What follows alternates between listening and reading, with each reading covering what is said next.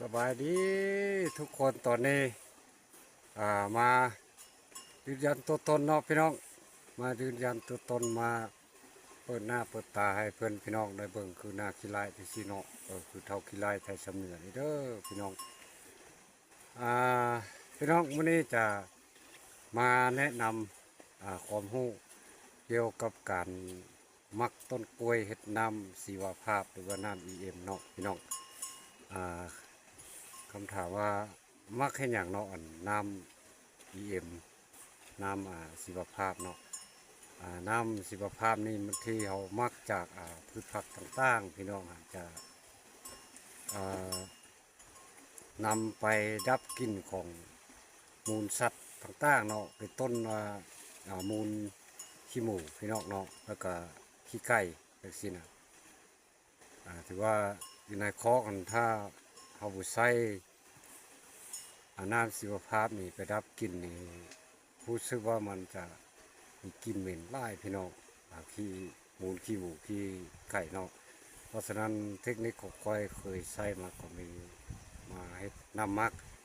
บอกว่าเขาจะมักด้วยต้นกล้วยหรือว่ามะกล้วยหรือว่าสับปะรดหรือว่าฟักทองหรือพืชผักต่างๆสามารถให้ได้หมดเนาะก็คือตัวนี้หันค่อยส่งทางนี้ค่อยมักน้ำเอาพักขยงมามักเนาะแต่ว่าก็ใส่หมดถังนึงแล้วพี่น้องเรือถังนึงยังบ่ทันได้ใส่แต่ว่าต้องได้มากกว่าอีกถังนึงพอดีเขาใส่หมดถังนี้เราจะมาต่อใส่น้ำมักต้นกล้วยเนาะถือว่ามันใส่ดีเลยเนาะก็ครับเป็นคลิปยาวเนาะพี่น้องเนาะมารับชมน้ำกันเนาะวิธีเฮ็ดวิธีไปเนาะมันก็มื้อนี้ก็ได้ต้นกล้วยมา2 ต้นเนาะเราจะมามักใส่ถังนี้เพราะว่าใส่หมดแล้วกันก็พวกนี้อย่างเนาะพี่น้อง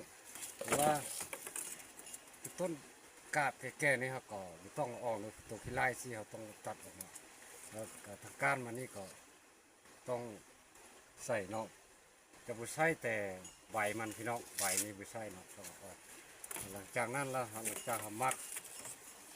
ซอยแล้วเขาก็มามักใส่ก้านน้ำตาลใช้เวลาอยู่15 มื้อพี่น้อง15 มื้อนี่